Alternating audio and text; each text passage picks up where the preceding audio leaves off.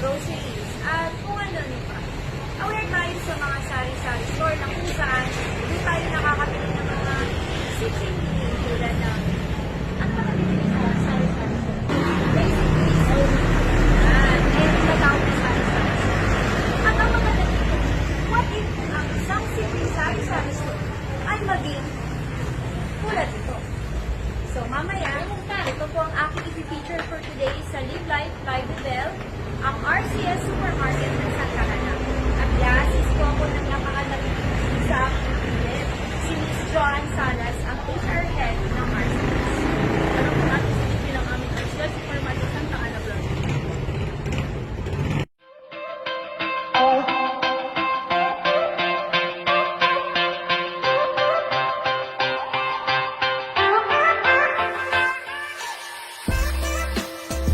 Live life, life without.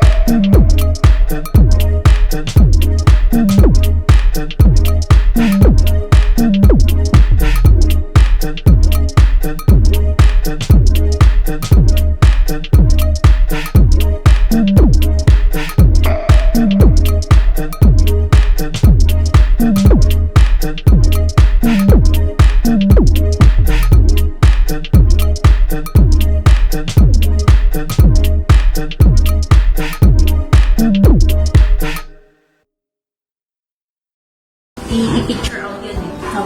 Sari-sari store, so ang secret nun is dapat marunong ka magpaikot ng bunan mo. Yes, ma'am. So lahat yun nakalista. So bilang HR, so ano kaya yung tingin mo naging susi? Paano naging ganito kalaki si RCS Supermarket? Actually, yung si RCS Supermarket kasi, nakafocus sila sa availability ng mga products or items sa store. Of course, yung mga customer natin, consumers, gusto nila sa isang area, nandun na po lahat ng kailangan nila. So, yun po talaga yung pinaka-main target or the mission or vision of the RCS Supermarket na andun lahat ng basic needs ng mga customers.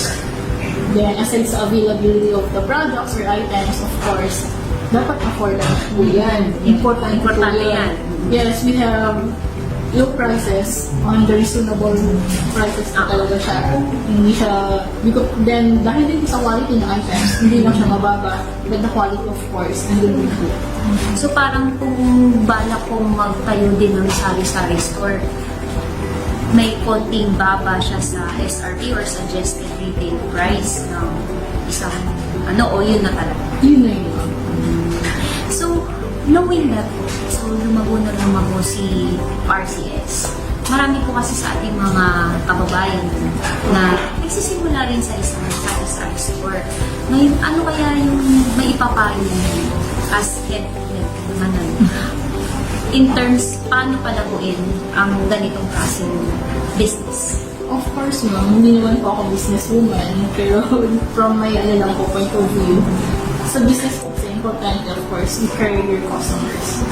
Importante po talaga yun, which is, yun din po yung objective ng RCS Supermarket. We care our customers po talaga by giving their basic needs and the reasonable prices na talagang mababa. Tsaka yung customer service dapat Yes, the customer maganda. service. Always po yan. RCS Supermarket po is always customer first. Always right, tama. Yes, ma'am. Of course, yung customer, yun po talaga. Ito yung needs of the customer talaga. The approachability talaga. Yun po. So ngayon, as you said, nasa 18 na kayo, no? 18 branches na kayo. And ang pinaka-main nito, kasi gusto lang namin malaman kung saan talaga nagmula ang main branch ng RCS. Tarlac din. Opo. Tarlac din, ma'am. Tarlac din. So, we had this pandemic. So, ilang months din yun. It's almost 6 months. Paano naging madali? Hindi siya madali. Paano nag-cope up ang RCS? Kasi maraming branches to and as head of, the HR department. Paano na survive at naitawid yung COVID lockdown? Kami in our part, yung on behalf of the management, talagang nahirapan ko. Kumbaga, napaka-challenging yung taon na to.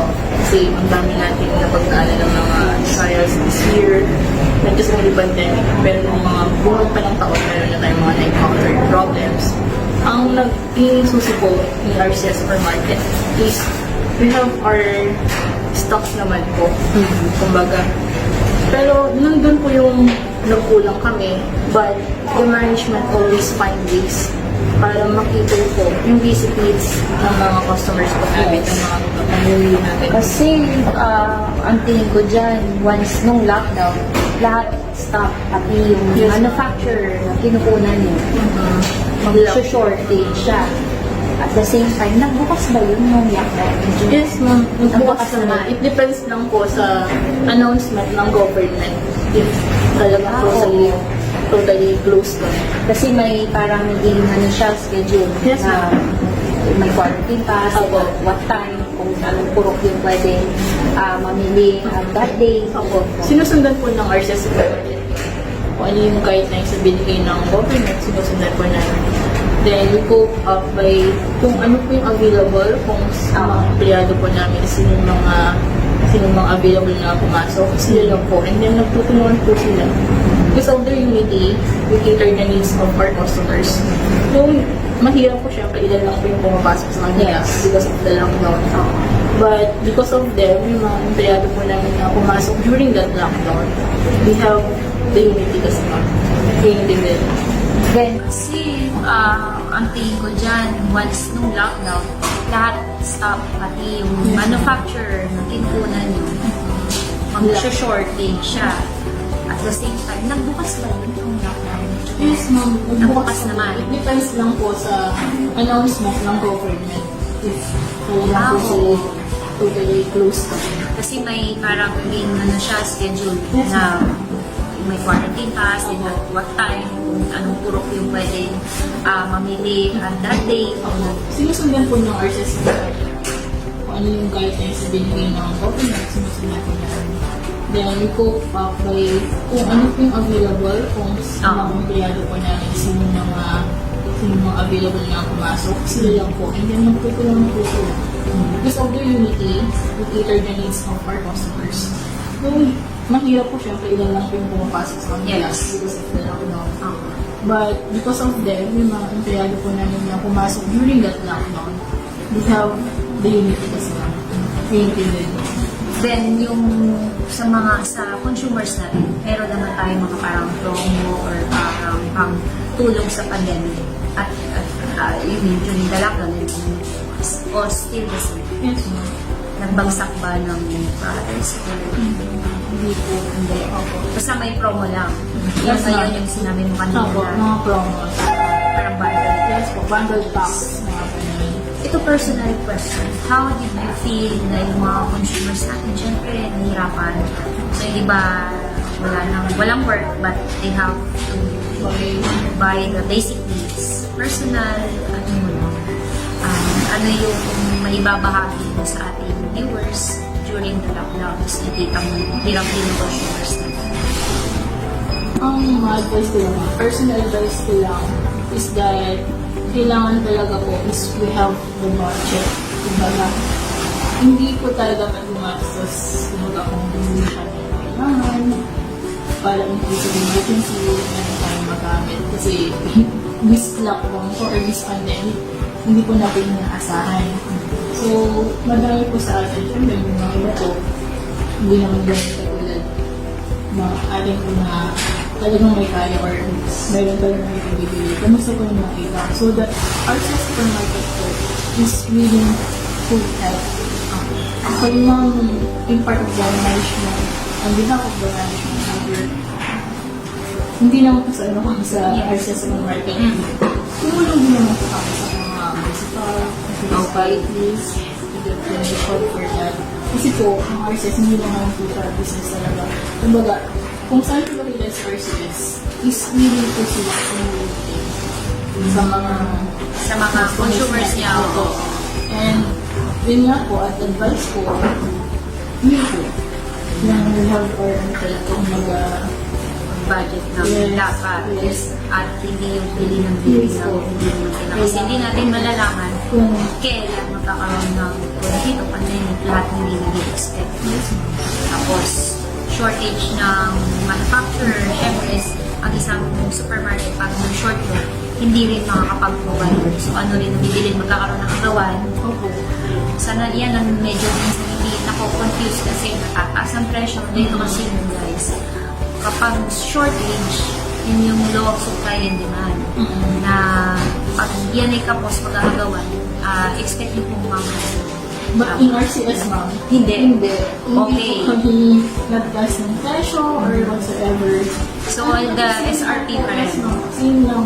Kung ano na, promo bundles na lang po.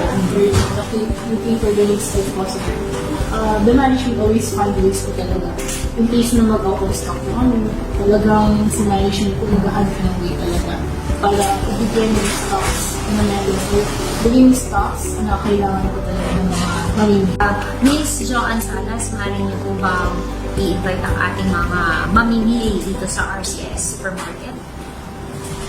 Our beloved customers po, inihintay po namin kayo na bisitahin ang aming RCS Supermarket dito po sa Santa Ana branch.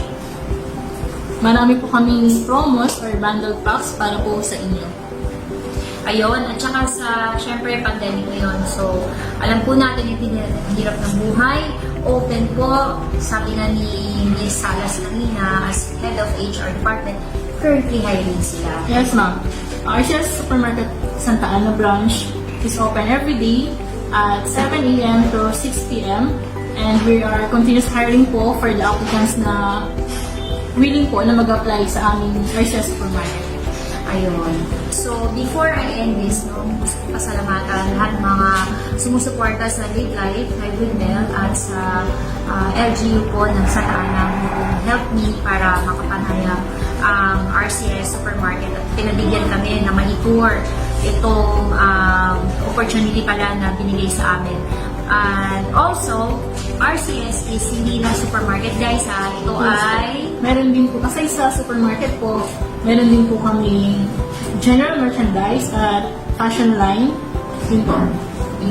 So, hindi ko na patatagalin. Sana may napulot tayong inspirasyon at aral dito. No?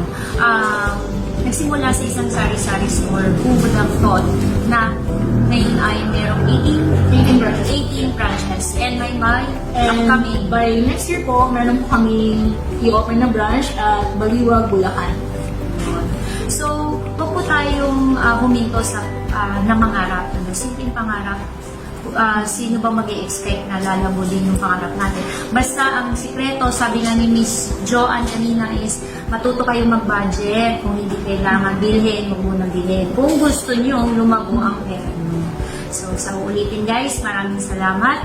At ito po ulit si Isabel Fernandez sa Live Life, Life with Bell. Signing off.